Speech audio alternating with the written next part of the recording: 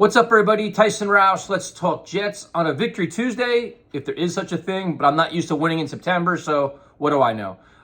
Yesterday, it was interesting to watch social media yesterday, all the different takes on the team and the excitement and the improbability of winning, which is awesome. The young players all fired up. It's such a really cool time. So usually after games, a lot of fans would go to WFN to hear what Joe Benigno had to say. You know, he's a very passionate guy, and at one point in his time, he was the voice of Jet fans.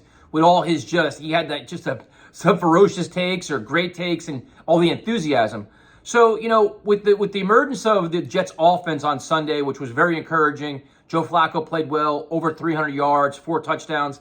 Joe made a point where if Flacco keeps playing well, he has to keep starting regardless if Zach Wilson is healthy or not. And I could not disagree more. 1,000% could not. I just completely disagree with that. So Joe's point was, this year's all about winning. I'm tired of losing.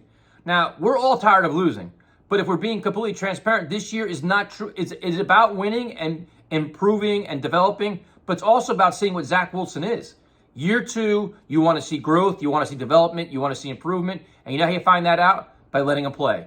So what Joe Flacco is doing right now is he's molding the offense, developing it. He's letting Mike LaFleur see what guys can do in this offense with a veteran quarterback running it. You're seeing what Garrett Wilson's emerging as a star. What Conklin can bring to the table, what Breece Hall can do. You're seeing all these different things, and it's putting Zach Wilson in a very good spot. We're like, all right, now I know how this offense runs. Let me flow with it. And you have to play him. The minute he's healthy, he has to play. I don't care if Flacco has 4 touchdowns and 300 yards this week and they win. If Zach is ready to play next week, I'm playing him.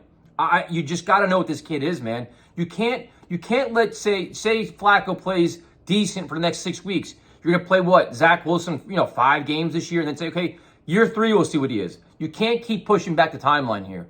You have to maximize every opportunity that Zach Wilson can get to be on the field to identify what you have. We said it earlier in the preseason, man. It's like this year is trying to identify what you have in a head coach and what you have in a quarterback. And it's just the nature of the beast of a rebuild and where the Jets are as an organization. So I respectfully disagree with Joe Benigno.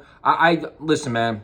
I want to see Zach back on the field as fast as humanly possible, whether the Jets are winning or losing. Now, the conversation can be had, say, if Zach has a streak like last year where he had a period of 4 or 5 games, and you see the offense is struggling, players are kind of getting, they're frustrated. If you want to put in Flacco for a spark or something like that, or Mike White, that conversation can be had then. But I have a really good feeling about Zach. Maybe I'm just biased or hopeful, but I think once he gets in this offense, you're going to see another dynamic to this that we haven't seen under Flacco.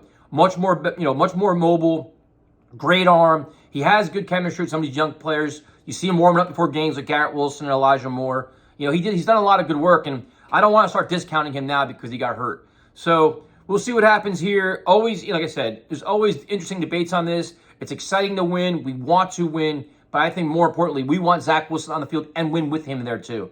That will pay huge dividends in the end.